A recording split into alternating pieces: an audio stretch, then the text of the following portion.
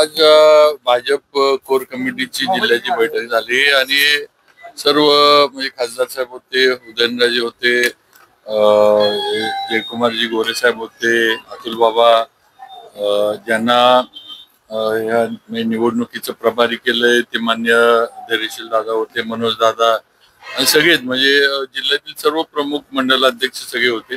आता नगरपालिकेच्या निवडणुकीच्या निमित्तानं कसं पुढे जायचं, काय काय नियोजन करायचं, कसं हे होणार आहे, पक्षाकडनं ज्या आलेल्या सूचना आहेत त्याच्याबद्दल चर्चा झाली आणि येत्या 5-6 दिवसामध्ये पुढचे जे काय आहेत ते निर्णय हे प्रत्येकाच्या आपापल्या मतदारसंघात जे आहेत किंवा ज्या ज्या काय म्हणायचं जिथं इलेक्शन लागल्यात तिथले निर्णय 5-6 दिवसामध्ये सगळे जे आहेत ते होते. महापालिकेला सोमवारपासून प्रक्रिया सुरू होती फॉर्म भरायला, पण अजून असं काय नाही.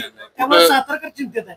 नाही तुम्ही एक लक्ष द्या, कुठल्याच नगरपालिकेच्या हद्दीमध्ये काहीच अजून तसं काही झालेलं नाही. नुसतं साताऱ्यात काहीतरी वेगळं होतंय आणि जिल्ह्यातल्या बाकी ठिकाणी सगळे निर्णय झालेले असं काही नाहीये.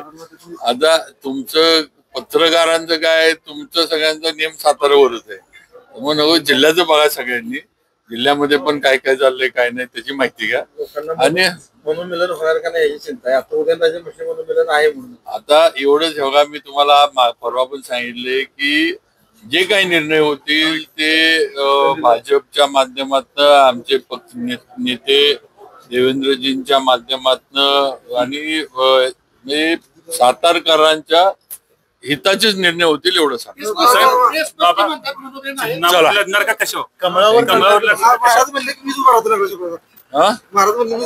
मग आता तुला मला कशाला विचारतो बाबा,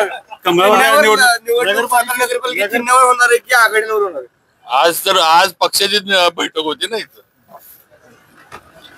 नगरपालिकेत कमळ फुलणार, सातारा नगरपालिकेत कमळ फुलणार. आता तुम्हाला जे फुलवायचे ते तुम्ही फुलवून